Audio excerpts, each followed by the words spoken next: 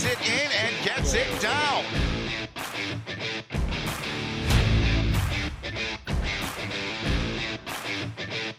come the Hounds trying to house this one, and they do. I'm James English, and as usual, I'm joined with Chicago Hounds head coach Chris Latham. Brought to you by presenting sponsor, Life Cycle.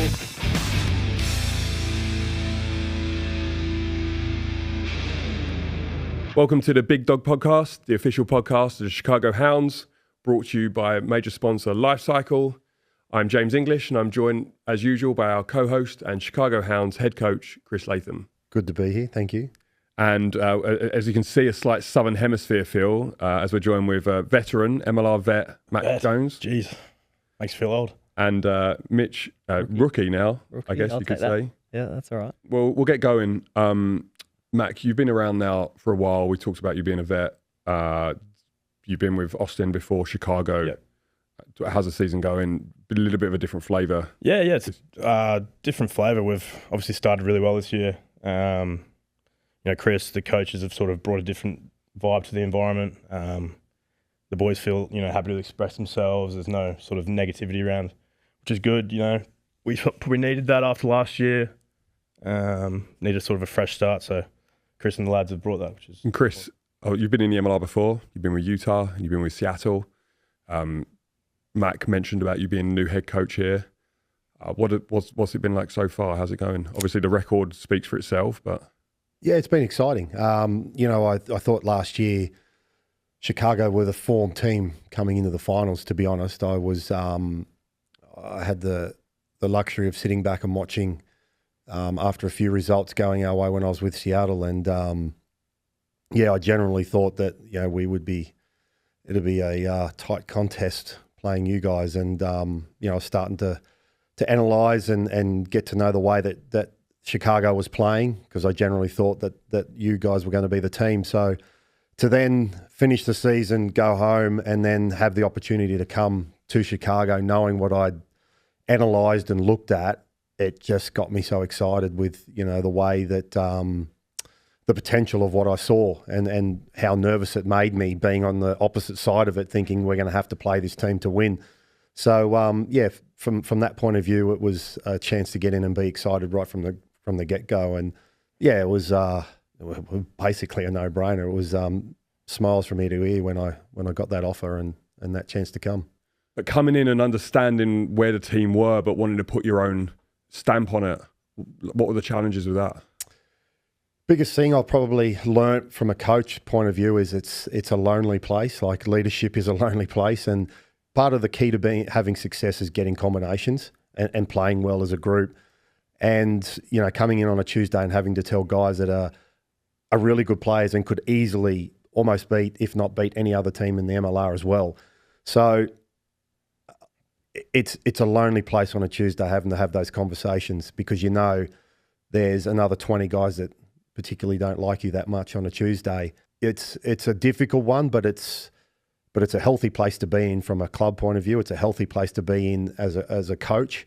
And it's an exciting one as well, because again, you can start to lift those efforts at training. You can start to push the boundaries at training, knowing that you've got quality both sides of the ball, and that's what's lifting us. Year one, we definitely didn't have the depth that we needed. We had some great players, and we were a good team, but we were unable to really convert that. You need depth in your squad because it pushes each player to get better and earn their jersey. Everyone's got to fight each week for their jersey. Maybe year one in Chicago, we didn't have that, so everyone sort of expected their position each week, and lads were sort of resting on the laurels a little bit, got complacent. And then last year, it built nicely. Like Chris said, it's important having two teams that can compete with each other all week. And then once you get to the game, it just becomes easier because you're versing, the better team during the week, which is your mates and your teammates. So, how much of an impact as the likes of Mitch, Ollie, Tim, these guys that we've brought in on top? Like, how's that added to the environment? Yeah, they've been there before. They've been there, done that. They've played at the highest levels. Mitch, you've been around a little bit. Yeah. But how's it been? Is it been what you expected? I know you guys have played together before. I no doubt there was probably a phone call before you signed on trying to get kind of the lowdown from Mac on what to expect. But from the minute I arrived, the contrast of probably France, where it's a little bit, even just from an organisation standpoint, like us, everything's just been so professional from the get-go, and that's been quite refreshing for me coming from a small town in France, where you're not quite sure what might happen the following week. I guess for myself, I wasn't just about sort of, yes, I wanted to come to the States and experience a bit of a change up in my career, but I still want to win. And coming here was, that just I found with the squad we had, and speaking to Mac and someone I knew quite well, and he was honest, and that just sort of excited me coming to the group. It didn't have to overplay or do much. It was just compete, earn your stripes, and I think you can see that. Like, honestly, our squad, as the boys are saying, it is like that day in, day out. Obviously, MLR comes with its own unique challenges. Working and developing American and domestic talent is really important. Coming in, what are your kind of expectations or like around that? Has that been like playing with some of this like young, developing American talent? Generally, the talent is here from what I've seen, especially with the academy systems now as well. Like, there's young guys that they train hard and rip in. They're keen to learn, which is exciting. And yeah, I just think probably there's just a really good mix where, you just do your part. People are, looking to learn off you, but it's just infectious when everyone's sort of on that path, and hopefully we can continue that. I know it's early, but there are signs there that we're a squad that are, putting in the work and trying to get better every day, which is important. You've all played across multiple leagues globally. Like Mac, you've been in Japan, obviously played in Australia as well. You've been in France. Chris, you've coached all over the world. How hard is it as a player with partners and families to move around the world, and how much of a culture shock or not was it coming to the US? Yeah, I mean, it's part and parcel of the beauty of rugby. It does come with its tough times, definitely, but I think, again, it's the importance of when you bring in international players, you've got to bring in the right international players with the mindset and with an attitude of wanting to be part of a family and wanting to contribute. If you have an international player come with a mindset of I'm the man and this is how I'm going to be, it can become a very lonely place, and it's hard to fit in and settle. So again, I think with every international player that we've brought in, we've got it right, because that's what they're bringing. They're bringing that experience, they're bringing that maturity, but also they're bringing that sense of family and uniting no matter where you are and where you're from in the world. And Mac, obviously, like wherever you've gone, like Bridget's gone with you. She's been great with the other wives and partners and girlfriends in the group. How's it been for her?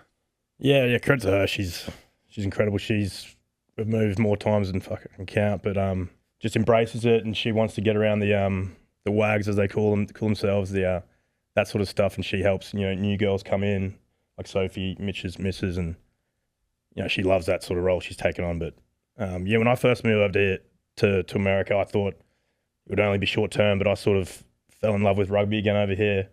I've met some people that I can now call my best mates. So I wouldn't change it for the world, to be honest. Yeah. Something we probably got that wrong year one, and it's something we got better at is including the families more and creating more of a family atmosphere within the club.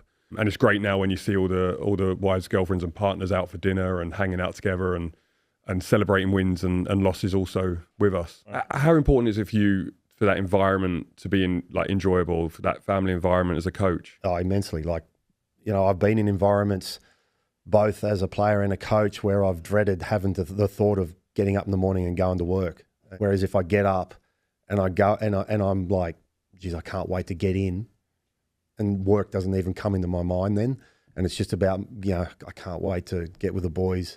I can't wait to hear what's happened on the weekend, or, what they've got up to, the fun that they're doing, those kind of moments. And I think, to be honest with you, the most enjoyable day of the week for me is Monday morning, where there's actually no rugby content. It's just, for me, it's probably more valuable than the rugby at that time of the week, regardless win or loss. It's an environment that I love to get up in the morning. I just can't wait to get in there because It's, honestly, I wake up and like Chris said, I love coming to work.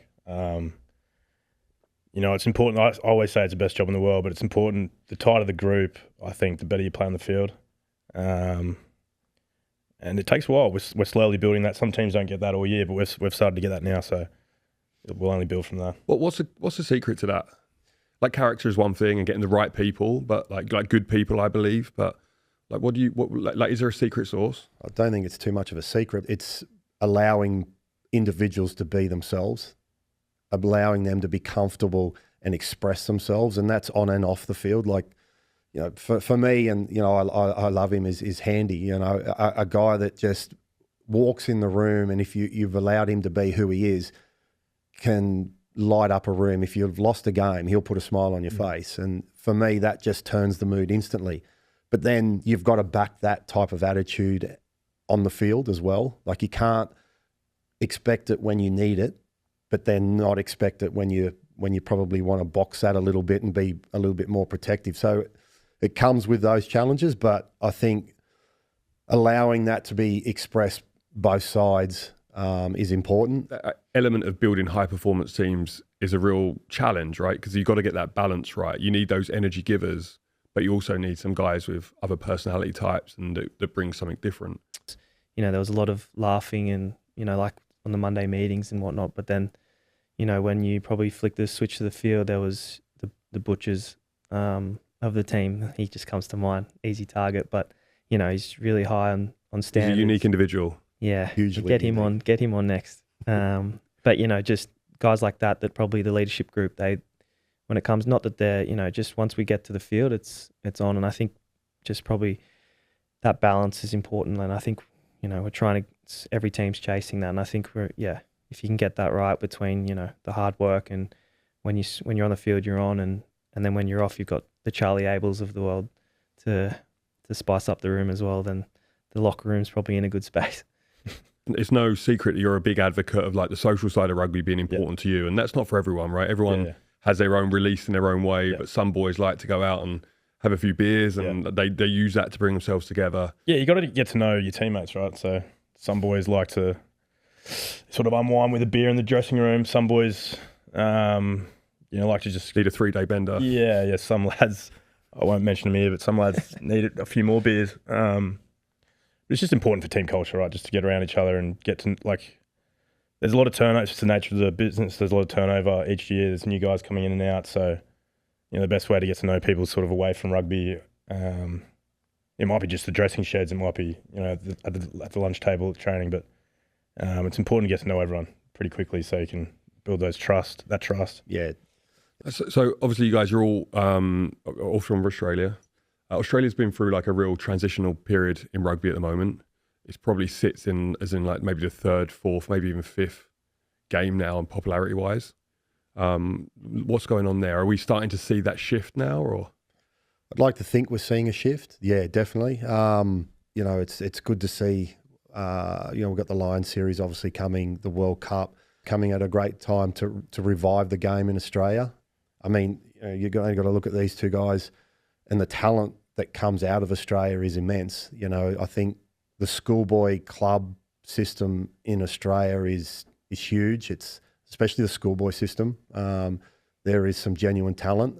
Unfortunately, we have to share it between 3-4 other professional codes. But still, there are those genuine guys that come out of those systems, and kids that come out of those systems that love rugby. They've got a passion for rugby and rugby only. And we probably haven't held on to those guys as good as what we possibly could. Hence, the two guys here. You guys both came through the Super Rugby system. What led you to leave it, and where do you think we've struggled in retaining some of that talent in Australia? I mean, myself personally, I probably always, part of the attraction for rugby is the global side of it. And I probably always wanted to go overseas, never thought I'd end up here, or, didn't know what that would look like. But it is the, best thing about rugby compared to, playing league back home. You're sort of in Sydney the whole time. So I probably was always just excited to get around there. And that was probably my personal experience, sort of mid-20s, wasn't really on the path of Wallaby. So, I mean, you could, stay there and hang around, your local town, or just sort of get out and live a little. So that was sort of how I ended up out here. I think the hard thing is just like Shorty said, retaining the players. You look now at the Reds, Fraser McWright, Harry Wilson just signed long-term deals. And that's why I think Australian rugby is turning the corner, that people want to stay now, make their mark, which is exciting. So, Do you think the current system works? I think there's a big divide in from schoolboy to club to professional. There's a void there. There's a gap and a void there. I think we need the European model around the emphasis on a Six Nations under-20 type style, where we could have an under-20s competition that strong, continuously going. I know they've put more effort into it this year and last with 18s, 19s as well, under 18s, under 19s, and then into 20s. So hopefully that starts to keep players in the game and build that. Again, that's a bit different to what you get here in America. We've got kids coming out of school 17, 18 that some walk straight into professional contracts, where here in America you don't get them till they're 24, 25, and then they start their journey. So yeah, it's a total different journey. And that's probably the challenge here in the US, right? You're losing 3 or 4 years of senior rugby. I know growing up was probably the same as you guys. You were playing men's rugby at like 17, 18, sometimes playing 2 games a week, like either college or club. And obviously, like with varying levels of rugby in the collegiate system currently, guys are coming in at 22, 23 without those kind of 3 or 4 really important formative years. How much of a struggle, that's the USA rugby issue maybe, but from an MLR point of view, how's that challenge? Yeah, I think it's huge because, again, you've got two sides of it. You've got the inexperience of a 24-year-old coming in, plus they're then at her age, you're starting to think to yourself, where's my career? Like, what career path do I need to go? Because I want to get from A to B, and I've only got a pretty short time from a working life to get there. And, if I spend another 4 or 5 years on pretty low money in rugby, if it doesn't kick off, then where do I go? So, I think there's your void kind of thing there in the MLR market and American rugby. Cool. Well, let's quick fire round just to finish it off with then. We'll start with you, Mitch. Best player you've ever played with? Ooh, Israel Folau. Mac? Yeah, Michael Hooper, definitely. Chris? Stephen Latham. 3 big names there. Most exciting player, young American player coming through the MLR? Who should we be looking out for? Noel Brown. Noel Brown. Is he young? He's young enough. He's a rookie. I was going to say Noel Brown. Yeah, big expectation on the young kid, and he's not when you talk Australian, he's old, but for an American, very young. Well, only in his second season, right? Yeah, only in his second season. Best player in the MLR? You've been there for a while. Tough. Players Player of the Year last year, Mac Jones. Oh. Yeah, Mac Jones. Oh, there we go. Mac? Probably. I mean, you've been at Austin and Chicago. I played with Billy last year, but he was Player of the Year for 2 years in a row in the MLR, so he's got to be up there, yeah. Chris, best player you've coached in the MLR? Any one of my Chicago boys. Great answer. Great answer. Right, guys, we're going to wrap it up there. We appreciate you taking the time to come in and speak to us. Again, the Big Dawg Podcast brought to you by Life Cycle. And we appreciate your time. Best of luck for the rest of the year, and keep working hard, boys. Thank you. Yeah, cheers. Thank you. Up the Hounds. Up the Hounds. Up the Hounds. And Chicago gets it in and gets it down.